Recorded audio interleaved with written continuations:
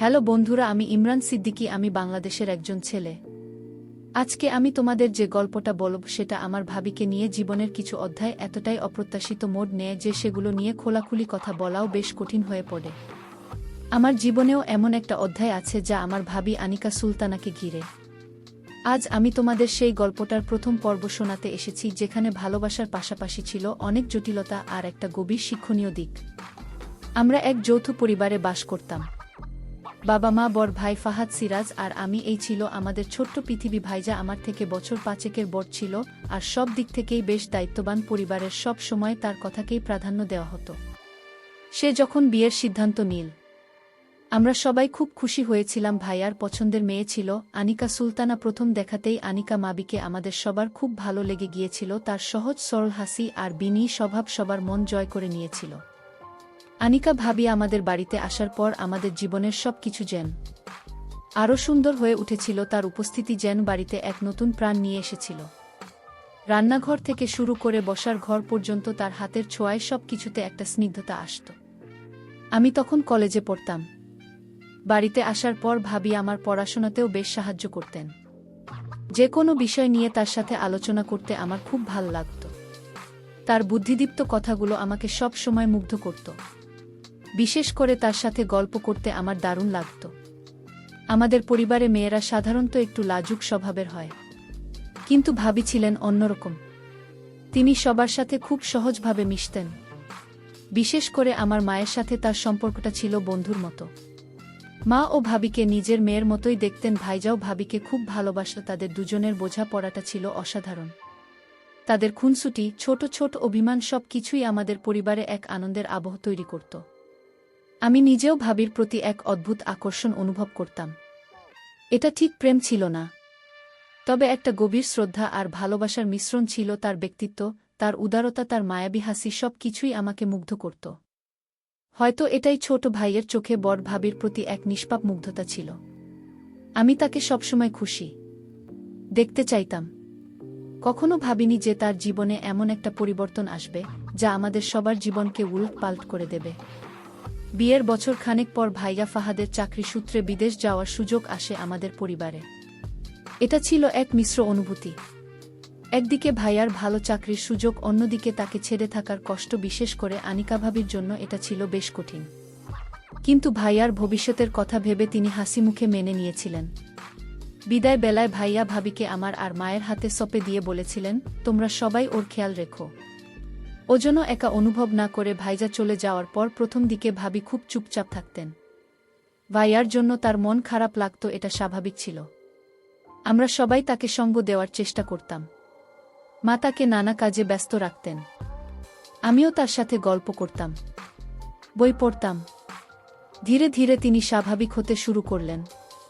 কিন্তু কিছুদিন পর তার মধ্যে একটা পরিবর্তন দেখতে পেলাম, যা আমাকে ধীরে ধীরে চিন্তিত করে তুলল। এই পরিবর্তনটা ছিল অপ্রত্যাশিত এবং আমাদের পারিবারিক মূল্যবোধের পরিপন্থী। প্রথম দিকে আমি কিছুই বুঝতে পারিনি। ভাবির আচরণে ছোট ছোট পরিবর্তন আসছিল। তিনি বেশি রাত জাগতে শুরু করলেন, মাঝে মধ্যে বাইরেও যেতেন। আমরা প্রথমে মনে করেছিলাম হয়তো ভাইজা কাছে নেই বলে তিনি একটু স্বাধীনতা অনুভব করছেন। কিন্তু ধীরে ধীরে সেই পরিবর্তনগুলো উদ্বেগজনক হয়ে উঠল। আমার মনে এক অজানা ভয় বাসা মানতে শুরু করল। কি এমন ঘুরছিল যা আমাদের অজান্তেই আমাদের পরিবারের শান্তি বিঘ্নিত করছিল? আমি সেদিনও ভাবিনি যে এই পরিবর্তনের পেছনে লুকিয়ে আছে এক গভীর সমস্যা, যা আমাদের পরিবারকে এক কঠিন পরিস্থিতির মুখোমুখি দাঁড় করাবে। প্রথম দিকে আমি ভাবির পরিবর্তনগুলো খেয়াল করিনি কিংবা হয়তো গুরুত্ব দিইনি। ভাবতাম ভাইয়া দূরে থাকায় তার মন খারাপ, কিন্তু দিনে দিনে তার আচরণে এমন কিছু বিষয়ে স্পষ্ট হতে লাগল যা আমার কাছে অস্বাভাবিক মনে হচ্ছিল। ভাবি আগের মতো মা আর আমার সাথে সময় দিতেন না, বরং তার বেশিরভাগ সময় ফোনে কথা বলে বা বাইরে গিয়ে। তিনি প্রায়ই বলতেন তার বান্ধবীদের সাথে দেখা করতে যাচ্ছেন, কিন্তু তার আচরণে কেমন যেন একটা লুকোছাপার ভাব ছিল। মাও প্রথমে ব্যথাটা তেমন পাত্তা দেননি। তিনি ভাবতেন ভাইজা বিদেশে থাকায় ভাবি হয়তো একঘেয়েমি কাটাতে বাইরে যাচ্ছেন। কিন্তু ধীরে ধীরে মাও চিন্তিত হতে লাগলেন। তিনি আমাকে বলতেন, ইমরান, তোর ভাবি আজকাল বড্ড অন্যরকম হয়ে গেছে, আগে তো এমন ছিল না। মায়ের কথায় আমার দুশ্চিন্তা আরও বেড়ে গেল। আমি ভাবছিলাম কি এমন হতে পারে যে ভাবি আমাদের থেকে দূরে সরে যাচ্ছেন, তার সাথে কথা বলার চেষ্টা করতাম। কিন্তু তিনি সবসময় এড়িয়ে যেতেন। একদিন রাতে আমি ঘুমানোর চেষ্টা করছিলাম। হঠাৎ করেই ভাবির ঘরের দিক থেকে ফিসফিস করে কথা বলার আওয়াজ শুনতে পেলাম। প্রথমেই ভেবেছিলাম হয়তো তিনি মায়ের সাথে কথা বলছেন। কিন্তু কান পাতেই বুঝতে পারলাম কণ্ঠস্বরটা পরিচিত নয়। আর কথা বলার ধরনটাও কেমন যেন অস্বাভাবিক। আমার বুকে ধুকপুকানি শুরু হয়ে গেল। এত রাতে কে হতে পারে? আমি আস্তে করে দরজার কাছে গেলাম, কিন্তু তার আগেই আওয়াজ থেমে গেল। পরদিন সকালে জিজ্ঞাসা করলেও ভাবি কিছু বলতে চাইলেন না। এই ঘটনার পর আমি আরও সতর্ক হলাম। লক্ষ্য করলাম ভাবি প্রায় রাতে কথা বলেন। কণ্ঠস্বর বেশ নিচু রাখতেন, যেন কেউ শুনতে না পায়। আমার সন্দেহ আরও গভীর হলো। আমি ভাবতাম ভাবি কেন এমন করছেন? তিনি কি কোনো সমস্যায় পড়েছেন নাকি অন্য কিছু? মনের মধ্যে হাজারো প্রশ্ন ঘুরপাক খাচ্ছিল, কিন্তু কোনো উত্তর পাচ্ছিলাম না। আমি বুঝতে পারছিলাম না কিভাবে এই বিষয়ে ভাবির সাথে সরাসরি কথা বলবো। একদিন দুপুরে আমি বাড়ি ফিরে দেখি ভাবিনি। মা বললেন তিনি তার বান্ধবীর বাড়িতে গেছেন। কিন্তু সেদিনই বিকেলে আমি তাকে আমাদের এলাকার এক ছেলেদের আড্ডায় দেখলাম। সেখানে কিছু ছেলে ছিল যাদের সম্পর্কে বাজারে ভালো কথা শোনা যেত না। তারা মাদকের সাথে জড়িত ছিল বলে গুঞ্জন ছিল। ভাবিকে দেখে আমি স্তম্ভিত হয়ে গেলাম। তিনি তাদের সাথে বসে হাসাহাসি করছেন, গল্প করছেন। আমার শরীর হিম হয়ে গেল। এ কি দেখছি আমি? আমার ভাবি কিনা এমন ছেলেদের সাথে মেলামেশা করছেন। আমি সেদিন তাদের সামনে যেতে পারিনি। নির্বেশ সেখান থেকে ফিরে এলাম। বাড়ি ফিরে আমার মাথায় হাজারো চিন্তা ঘুরপাক খাচ্ছিল। আমি কিছুতেই বিশ্বাস করতে পারছিলাম না যে আমার শান্ত ভদ্র ভাবি এমন খারাপ ছেলেদের সাথে মিশতে পারেন। এই ঘটনাটা আমাকে ভীষণভাবে ধাক্কা দিল। আমি ভাবলাম ভাইয়া যখন জানবে তখন তার কেমন লাগবে? আমাদের পরিবারের সম্মান ধুলায় মিশে যাবে। আমার মনে হলো এখনই কিছু করা উচিত, নইলে অনেক দেরি হয়ে যাবে। পরের দিন থেকে আমি ভাবিকে অনুসরণ করা শুরু করলাম। দেখলাম তিনি প্রায় প্রতিদিনই তাদের সাথে দেখা করেন, তাদের সাথে অনেক সময় কাটান। তাদের হাসি তামাশা দেখে আমার খুব রাগ হতো। আমার মাথায় আসছিল না কেন ভাবি এমন করছেন। ভাইজা তো তাকে এত ভালোবাসে, তার তো কোনো অভাব নেই। তাহলে কেন তিনি এমন একটা ভুল পথে পা বাড়াচ্ছেন? আমি প্রতিজ্ঞা করলাম এই পরিস্থিতি থেকে ভাবিকে বের করে আনবই। আমাদের পরিবারের সম্মান রক্ষা করতেই হবে। তবে আমি সরাসরি ভাবিকে কিছু বলতে পারছিলাম না। ভয় পাচ্ছিলাম যদি তিনি আরও বেশি দূরে সরে যান। কিন্তু আমার ভেতরে এক অদ্ভুত জেদ কাজ করছিল। আমি ভাবিকে ভালো পথে ফিরিয়ে আনার জন্য যে কোনো কিছু করতে প্রস্তুত ছিলাম। এই পরিস্থিতিতে আমি কি করব, কিভাবে তাকে বোঝাব, তা নিয়ে কোনো পথ খুঁজে পাচ্ছিলাম না। কিন্তু একটা বিষয় পরিষ্কার ছিল, চুপ করে বসে থাকলে চলবে না। আমাকে কিছু একটা করতে হবে, নইলে এই পরিস্থিতি হয়তো আরও ভয়াবহ। আমার মনের মধ্যে তখনও ঝড় বইছিল। একদিকে পরিবারের সম্মান হারানোর ভয়, অন্যদিকে ভাবির প্রতি সেই অদ্ভুত মুগ্ধতা। আমি বুঝতে পারছিলাম না কিভাবে ভাবিকে এই অন্ধকার পথ থেকে ফিরিয়ে আন। সরাসরি কিছু বলতে গেলে যদি পরিস্থিতি আরও খারাপ হয়, এই ভয়ে গুটিয়েছিলাম। কিন্তু চুপ করে বসে থাকাটা অসম্ভব ছিল। প্রতিদিন যখন দেখতাম ভাবি সেই খারাপ ছেলেদের সাথে মিশছেন, আমার বুকের ভেতরটা যেন দুমড়ে মুচড়ে যেত। আমার মাও ভাবির আচরণে বেশ চিন্তিত ছিলেন। তিনি আমাকে প্রায় বলতেন, ইমরান তোর ভাবি আজকাল কি করছে? আমি কিছুই বুঝতে পারছি না, ওর যেন কেমন মতিভ্রম হয়েছে। তোর ভাইজা শুনলে কি ভাববে? মায়েরই কথাগুলো আমার উপর আরও চাপ সৃষ্টি করত। আমি জানতাম ভাইজা এই খবর পেলে কতটা কষ্ট পাবে। সে যে স্বপ্ন নিয়ে বিদেশ গিয়েছিল সেটা এক নিমিষেই ভেঙে যাবে। আমি সিদ্ধান্ত নিলাম ভাবির সাথে সরাসরি কথা বলবো, কিন্তু কিভাবে শুরু করব সেটাই বুঝতে পারছিলাম না। একদিন ভাবি যখন বাড়িতে একা ছিলেন তখন আমি তার কাছে গেলাম। আমার বুক দুরুদুরু করছিল। অনেক সাহস সঞ্চয় করে বললাম, ভাবি আপনার সাথে কিছু কথা বলতে চাই। ভাবি অবাক হয়ে আমার দিকে তাকালেন। হয়তো তিনি ভাবেননি যে আমি এমন কিছু বলবো। তার চোখে এক ধরনের অবিশ্বাস দেখতে পেলাম। আমি খুব শান্তভাবে তাকে বললাম, ভাবি আমি জানি আপনি আজকাল কাদের সাথে মিশছেন, এটা আমাদের পরিবারের জন্য ভালো না। আমার কথা শুনে ভাবির মুখটা ফ্যাকাশে হয়ে গেল। তিনি প্রথমে অস্বীকার করতে চাইলেন, কিন্তু তার চোখ দেখে আমি বুঝতে পারছিলাম যে তিনি মিথ্যা বলছেন।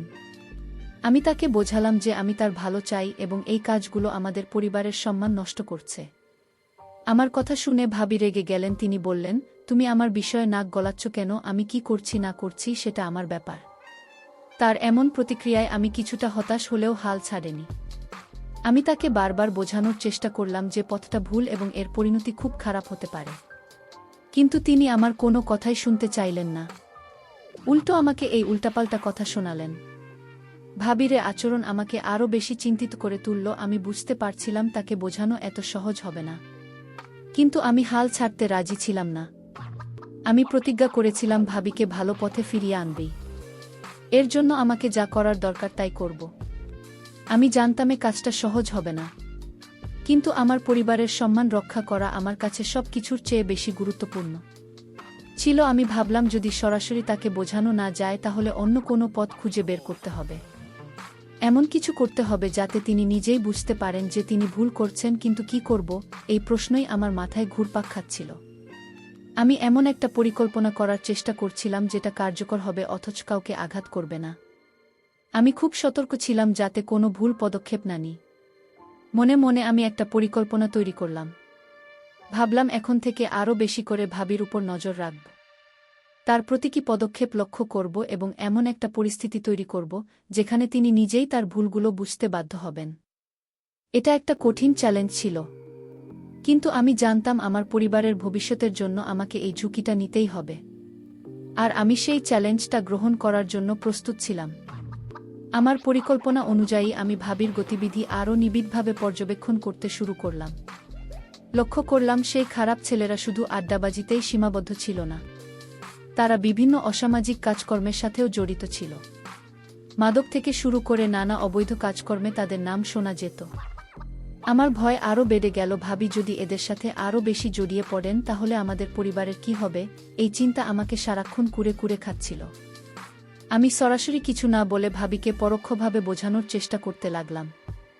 যখনই তিনি ফোন নিয়ে ব্যস্ত থাকতেন, আমি তার আশপাশে এমনভাবে ঘোরাঘুরি করতাম যেন তিনি অস্বস্তি বোধ করেন। মাঝে মাঝে আমি এমন কিছু ইঙ্গিতপূর্ণ কথা বলতাম যা শুনে তার মনে হতে পারে যে আমি সব জানি। যেমন, ভাবি আজকাল চারিদিকে পরিবেশটা ভালো না, সাবধানে চলাফেরা করা উচিত বা খারাপ সঙ্গ মানুষকে বিপদে ফেলে দেয়। আমার এই কৌশলগুলো প্রথমে তেমন কাজ দিল না। ভাবি আমার কথা শুনতেন বটে, কিন্তু তার আচরণে কোনো পরিবর্তন আসত না। তিনি আগের মতোই সেই ছেলেগুলোর সাথে মিশে চলতেন। এতে আমার হতাশা বাড়ছিল। মনে হচ্ছিল হয়তো আমি ভুল পথে এগোচ্ছি, কিন্তু আমি হাল ছাড়তে রাজি ছিলাম না। আমি জানতাম ভাইয়ার অনুপস্থিতিতে এই পরিবারকে রক্ষা করার দায়িত্ব আমারও। একদিন মা ভাবিকে নিয়ে তার এক আত্মীয়ের বাড়িতে বেড়াতে গেলেন। আমি সেই সুযোগে ভাবির ঘরে ঢুকলাম। আমার উদ্দেশ্য ছিল যদি কোনো প্রমাণ খুঁজে পাই। অনেক খোঁজাখুঁজির পর তার আলমারির ভেতর একটি ছোট ডায়েরি পেলাম। প্রথমে ইতস্তত করছিলাম এটা খুলতে, কিন্তু পরিবারের সম্মান রক্ষার চিন্তায় সব দ্বিধা ছেড়ে ফেললাম। ডায়েরিটা খুলতেই আমার চোখ কপালে উঠল। ডায়েরিতে সেই ছেলেগুলোর নাম এবং তাদের সাথে কখন কোথায় দেখা করেছেন সব লেখা ছিল। আরও কিছু কথা লেখা ছিল যা পড়লে যে কোনো সাধারণ মানুষ বুঝত যে ভাবি সত্যিই বিপথে যাচ্ছেন। তিনি তাদের সাথে বিভিন্ন স্থানে ঘুরতে যেতেন এবং নানা রকম কাজের সাথেও জড়িয়ে পড়ছিলেন। আমি স্তম্ভিত হয়ে গেলাম। আমার ধারণা যাচ্ছিল তার থেকেও পরিস্থিতি অনেক বেশি খারাপ। ডায়েরিটা পড়ে আমার মাথা কাজ করা বন্ধ হয়ে গেল। আমি বিশ্বাস করতে পারছিলাম না যে আমার এই শান্ত ভদ্রভাবেই এত দূর এগিয়ে গেছেন। আমার মনটা ঘৃণায় ভরে গেল, কিন্তু তার থেকেও বেশি কষ্ট হচ্ছিল ভাইয়ার জন্য। ভাইয়া এত কষ্ট করে বিদেশে টাকা পাঠাচ্ছেন, আর এদিকে তার স্ত্রী কিনা এমন সব কাজ করছেন। আমি তখনই সিদ্ধান্ত নিলাম, এবার আর পরোক্ষভাবে নয়, সরাসরি পদক্ষেপ নিতে হবে। ডায়েরিটা ফেরত দিয়ে আমি নিজের ঘরে এলাম। এরপর সারা রাত জেগে ভাবলাম কি করা উচিত। আমি জানতাম এই ডায়েরিটা যদি মা বা ভাইয়া জানতে পারে তাহলে তাদের কষ্ট আকাশচুম্বী হবে, ভাবির জীবনও শেষ হয়ে যাবে। তাই আমি এমন কিছু করতে চাইছিলাম যাতে ভাবি নিজেই নিজের ভুল বুঝতে পারেন এবং ফিরে আসতে পারেন, কিন্তু পরিবারের সম্মানও যেন রক্ষা হয়। এই কঠিন পরিস্থিতিতে আমি একাই একটা সমাধানের পথ খুঁজছিলাম। ডায়েরিটা পড়ার পর আমার মনের অবস্থা ছিল খুবই খারাপ। একদিকে ভয়, অন্যদিকে দায়িত্ববোধ আমাকে তাড়া করছিল। আমি ভাবিকে কোনোভাবে শাস্তি দিতে চাইছিলাম না, বরং তাকেই ভুল পথ থেকে ফিরিয়ে আনতে চাইছিলাম। কিন্তু কিভাবে? ভাবির সাথে সরাসরি কথা বলে কোনো লাভ হয়নি, তাহলে কি করব? আমার মনে হলো একটা কঠোর পদক্ষেপ নেওয়া দরকার, কিন্তু সেটা এমনভাবে যেন আমাদের পরিবারের সম্মান হয় আমি একটা সাহসী সিদ্ধান্ত নিলাম, ভাবিকে এই বিষয়ে সরাসরি চাপ না দিয়ে আমি তার সেই বাজে বন্ধুদের নিশানা করার পরিকল্পনা করলাম। আমার মনে হলো যদি তাদের সঙ্গ থেকে ভাবিকে দূরে রাখা যায় তাহলে হয়তো তিনি নিজেই ভালো পথে ফিরে আসবেন। কিন্তু এটা ছিল বেশ ঝুঁকিপূর্ণ কাজ, কারণ সেই ছেলেগুলো এলাকার চিহ্নিত খারাপ লোক ছিল। পরের কয়েকদিন আমি তাদের গতিবিধি খুব ভালোভাবে লক্ষ্য করতে লাগলাম। তারা কখন কোথায় আড্ডা দেয়, কি করে সবকিছু নোট করতে লাগলাম। তাদের আড্ডা দেওয়ার মূল জায়গাটা ছিল আমাদের পাড়ার মোড়ের একটা চায়ের দোকান, যেখানে রাতের বেলায় প্রায়ই তারা মাদক সেবন করত বলে শোনা যেত। আমার মনে হলো এখানে কিছু একটা করতে হবে। একদিন রাতে যখন তারা সবাই মিলে আড্ডা দিচ্ছিল এবং আমি নিশ্চিত ছিলাম যে তারা মাদক সেবন করছে, তখন আমি গোপনে পুলিশকে খবর দিলাম। কিন্তু সরাসরি নিজেদের পরিচয় না দিয়ে একজন সচেতন নাগরিক হিসেবে তথ্য দিলাম। পুলিশকে বললাম পাড়ার মোড়ে কিছু ছেলে মাদক সেবন করছে এবং তাদের কারণে এলাকার পরিবেশ নষ্ট হচ্ছে। আমি জানতাম এতে হয়তো ভাবি সাময়িকভাবে রেগে যাবেন, কিন্তু দীর্ঘমেয়াদী এটাই তার জন্য ভালো হবে। পুলিশ এসে তাদের হাতে নাতে ধরে ফেল। এলাকার মানুষজনও অবাক হয়ে দেখল এই ঘটনা। পুলিশের অভিযানে চাঞ্চল্য সৃষ্টি হল। আমি আড়াল থেকে সব দেখছিলাম। আমার বুকের ভেতরটা ধড়ফড় করছিল, কিন্তু আমি জানতাম এটাই সঠিক কাজ ছিল। সেই ছেলেগুলোকে যখন পুলিশ নিয়ে যাচ্ছিল তখন তাদের মধ্যে কয়েকজন বলতে লাগল যে তারা আর কখনো এমন ভুল করবে না। পরের দিন সকালে এলাকার সবার মুখে মুখে এই খবর ছড়িয়ে পড়ল। ভাবিও সব জানতে পারলেন। তিনি খুব ঘাবড়ে গেলেন এবং ভয় পেয়ে গেলেন। তার মুখ দেখে আমি বুঝতে পারছিলাম তিনি কতটা ভীত। তিনি হয়তো ভাবেননি যে এমন কিছু হতে পারে। তার চোখে আমি এক ধরনের অনুশোচনাও দেখতে পেলাম। তিনি সেদিন সারাদিন ঘরের বাইরে গেলেন না, ফোনে কথাও বললেন না। আমার মনে হচ্ছিল আমার এই পদক্ষেপ হয়তো কাজ করছে। আমি জানতাম না এরপর কি হবে। ভাবি কি আমার উপর রেগে যাবেন নাকি তিনি নিজের ভুল বুঝতে পারবেন। কিন্তু আমি একটা বিষয় নিশ্চিত ছিলাম, আপাতত সেই খারাপ সঙ্গ থেকে তিনি দূরে আছেন। আমার মনে এক অদ্ভুত মিশ্র অনুভূতি ছিল, একদিকে স্বস্তি, অন্যদিকে ভয়। যদি তিনি আমাকে ভুল বোঝেন, কিন্তু আমি আমার সিদ্ধান্তে অটল ছিলাম, কারণ পরিবারের সম্মান রক্ষা করা আমার কাছে ছিল সবার উপরে। পুলিশের অভিযানের পরদিন বাড়িতে একটা অদ্ভুত নীরবতা নেমে এসেছিল। মা সব শুনে খুব বিচলিত হয়ে পড়েছিলেন, কিন্তু তিনি জানতেন না এর পেছনে আমার হাত আছে। ভাবি সেদিন সারাদিন নিজেকে ঘরের মধ্যে আটকে রেখেছিলেন। আমি তার ঘরে গিয়ে দেখি তিনি চুপচাপ বিছানায় বসে আছেন, চোখমুখ ফোলা। আমার কষ্ট হচ্ছিল তার এমন অবস্থা দেখে, কিন্তু আমি জানতাম এই কষ্ট সাময়িক। এর মধ্য দিয়েই তিনি ভালো পথে ফিরবেন। আমি ভাবির পাশে বসলাম, খুব নরম সুরে বললাম, ভাবি আমি জানি আপনি খুব মন খারাপ করে আছেন, কিন্তু কখনো কি ভেবে দেখেছেন এই পথে যদি আপনি আরও জড়িয়ে যেতেন তাহলে আপনার জীবনটা কোথায় গিয়ে দাঁড়াত। ভাইজা যখন জানতে পারত তার কেমন লাগত, আর আমাদের পরিবারের সম্মানের কি হতো। আমার কথায় ভাবি কোনো উত্তর দিলেন না, শুধু ফোঁস করে একটা দীর্ঘশ্বাস ফেললেন। তারপর আমি তাকে ডায়েরির কথা বললাম। তিনি যে সবকিছু লুকানোর চেষ্টা করছিলেন সেটাও আমি জানতাম। আমার কথা শুনে তিনি চমকে উঠলেন, তার চোখে অপরাধবোধ স্পষ্ট দেখা যাচ্ছিল। তিনি মাথা নিচু করে বললেন, আমি জানি ইমরান, আমি অনেক বড় ভুল করেছি, কিন্তু আমি নিজেকে বোঝাতে পারছিলাম না। ফাহাদ ভাইয়া বিদেশে চলে যাওয়ার পর আমার খুব একা লাগতো, আর ওই ছেলেগুলো আমার দুর্বলতার সুযোগ নিয়েছিল। ভাবির কথায় আমার মনটা আরও নরম হয়ে গেল। আমি তাকে বললাম, একা লাগাটা স্বাভাবিকভাবেই, কিন্তু তাই বলে এমন ভুল পথে পা বাড়ানো ঠিক নয়। আমরা তো সবাই আছি, আপনার পাশে মা আছেন, আমি আছি, ভাইজাও তো আপনার জন্য এত কষ্ট করছে। আমি তাকে বোঝানোর চেষ্টা করলাম যে পরিবারের সদস্য হিসেবে আমরা সবসময় তার পাশে আছি এবং তাকে কোনো ভুল পথে যেতে দেব না। ভাবি সেদিন অনেক কেঁদেছিলেন। তার চোখে ছিল অনুশোচনা আর মুক্তির এক অদ্ভুত মিশ্রণ। তিনি বললেন, ইমরান তুমি যা করেছ ঠিক করেছ, হয়তো এভাবেই আমার শিক্ষা হওয়া উচিত ছিল। আমি প্রতিজ্ঞা করছি আর কোনোদিন আমি এমন ভুল করব না। আমাকে ক্ষমা করে দিও। তার কথা শুনে আমার মনটা শান্ত হলো, মনে হলো আমার এতদিনের চেষ্টা সার্থক হয়েছে। আমি ভাবিকে আশ্বস্ত করলাম যে আমরা কেউ তাকে ভুল বুঝব না। মাকেও আমি বুঝিয়ে বললাম যে ভাবিটার ভুল বুঝতে পেরেছেন মা, ও ভাবিকে ক্ষমা করে দিলেন। এরপর থেকে ভাবি ধীরে ধীরে আবার আগের মতো হয়ে উঠলেন। তিনি আবার মায়ের সাথে গল্প করতেন, আমার পড়াশোনায় সাহায্য করতেন। সেই হাসি খুশি আনিকা ভাবিকে আমরা ফিরে পেলাম। এই ঘটনা আমাদের পরিবারে একটা বড় ঝড় হয়ে এসেছিল। কিন্তু এই ঝড় আমাদের সম্পর্ককে আরও মজবুত করে তুলল ভাবি। এখন সেই খারাপ সঙ্গ থেকে পুরোপুরি মুক্ত। তিনি এখন তার অতীতের ভুলগুলোকে শুধরে নিতে ব্যস্ত। আর আমি এখনও তার প্রতি সেই মুগ্ধতা অনুভব করি। তবে এখন সেটা আরও গভীর শ্রদ্ধা আর ভালোবাসায় রূপান্তরিত হয়েছে। আমি জানি এই ঘটনার পর আমাদের পরিবার আরও দৃঢ় হয়েছে।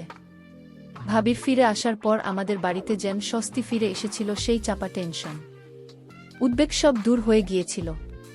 মাও খুব খুশি ছিলেন। তিনি প্রায়ই বলতেন, আমার রানিকা আবার আগের মতো হয়ে গেছে। ভাবি নিজেও এখন অনেক শান্ত আর হাসি খুশি থাকতেন। তিনি আবারও আমাদের পরিবারের সব কাজে মন দিলেন। মায়ের সাথে রান্নাঘরে সময় দিতেন। আর আমার পড়াশোনাতেও আগের মতোই সাহায্য করতেন। তার চোখে এখন আর সেই অস্থিরতা ছিল না, ছিল এক ধরনের শান্তি। আমি খেয়াল করলাম ভাবি এখন ফোনেও কম কথা বলেন। যদি কারো সাথে কথা বলেনও সেটা মায়ের উপস্থিতিতে বা আমার সামনে, সেই লুকিয়ে কথা বলা, রাত জাগা এসব আর ছিল না। তিনি এখন বিকেলে আর বাইরেও যেতেন না, বরং বাড়িতেই থাকতেন, বই পড়তেন বা আমাদের সাথে টিভি দেখতেন। তারই পরিবর্তনটা সত্যিই অসাধারণ ছিল। মনে হচ্ছিল তিনি যেন নতুন করে জীবন শুরু করেছেন। আমি একদিন ভাবিকে জিজ্ঞাসা করলাম, ভাবি এখন আপনার কেমন লাগছে? তিনি হেসে বললেন, অনেক ভালো লাগছে ইমরান, মনে হচ্ছে যেন একটা গভীর কর্তব্য থেকে মুক্তি পেয়েছি। তোমার জন্য এটা সম্ভব হয়েছে। তুমি সেদিন যদি ওই কাজটা না করতে তাহলে হয়তো আমি আরও গভীরে তলিয়ে দিতাম। তার এই কৃতজ্ঞতা আমাকে আরও আনন্দ দিল। আমি তাকে বললাম, ভাবি আমরা তো পরিবারের সদস্য হিসেবে আমরা সবসময় একে অপরের পাশে থাকব। ভাইয়াকেও আমরা এই বিষয়ে কিছু জানাইনি। আমরা ভেবেছিলাম ভাইয়াকে জানালে সে হয়তো কষ্ট পাবে এবং তার উপর চাপ বাড়বে। আমরা চেয়েছিলাম সে নিশ্চিন্তে তার কাজ করুক। ভাবিও সিদ্ধান্ত নিয়েছিলেন যে তিনি নিজের ভুলগুলো শুধরে নিচ্ছেন এবং ভবিষ্যতে আর কখনো এমন ভুল করবেন না। তিনি এখন নিয়মিত ভাইয়ার সাথে ফোনে কথা বলেন। আর তাদের মধ্যে বোঝাপড়াটাও অনেক ভালো হয়েছে। এই পুরো ঘটনাটা আমাকে একটা বড় শিক্ষা দিয়েছে। আমি বুঝেছি মানুষের জীবনে কঠিন সময় আসে। আর সেই কঠিন সময়ে যদি পাশে কেউ থাকে যে সঠিক পথটা দেখাতে পারে, তাহলে অনেক বড় ভুল থেকে রক্ষা পাওয়া যায়। ভাবির ক্ষেত্রেও তাই হয়েছে। তার একা লাগা ভাইয়ার অনুপস্থিতি, এই সুযোগটা নিয়ে কিছু খারাপ মানুষ তাকে বিপথে টেনে নিয়ে যাচ্ছিল। কিন্তু সময় মতো হস্তক্ষেপ করাতে তিনি ফিরে আসতে পেরেছেন। এখন আমাদের পরিবারে আবার সেই শান্তি আর আনন্দ ফিরে এসেছে। ভাবি নিজের ভুল থেকে শিক্ষা নিয়েছেন এবং এখন তিনি একজন দায়িত্বশীল স্ত্রী ও পুত্রবধূ হিসেবে নিজের ভূমিকা পালন করছেন। আমার মনে হয় আমার এই পদক্ষেপ তো কঠিন হলেও সঠিক ছিল, কারণ এর মধ্য দিয়ে আমি আমাদের পরিবারের সম্মান রক্ষা করতে পেরেছি এবং আমার প্রিয় ভাবিকে অন্ধকার থেকে আলোর পথে ফিরিয়ে আনতে পেরেছি। এই গল্পটি শেষ হলেও এর শিক্ষা আমাদের জীবনে সবসময় থেকে যাবে। বন্ধুরা, পরিশেষে আমরা বলতে পারি, জীবনের কঠিন সময়ে মানুষের ভুল পথে পা বাড়ানো অস্বাভাবিক নয়, কিন্তু সেই ভুল থেকে ফিরিয়ে আনার জন্য পরিবার ও আপনজনদের ভূমিকা অত্যন্ত গুরুত্বপূর্ণ। সঠিক সময়ে সঠিক পদক্ষেপ নিলে এবং ধৈর্য ও ভালোবাসার সাথে পরিস্থিতি মোকাবিলা করলে যে কোনো মানুষই তার ভুল বুঝতে পারে এবং ফিরে আসতে পারে। বিপদগামী ব্যক্তিকে ঘৃণা না করে সঠিক পথে ফিরিয়ে আনতে সাহায্য করাই হলো প্রকৃত মানবিকতা, পারিবারিক সম্মান রক্ষা এবং একে অপরের প্রতি সহানুভূতি ও দায়িত্ববোধ। এই গল্পে সেটাই সবচেয়ে বড় বার্তা।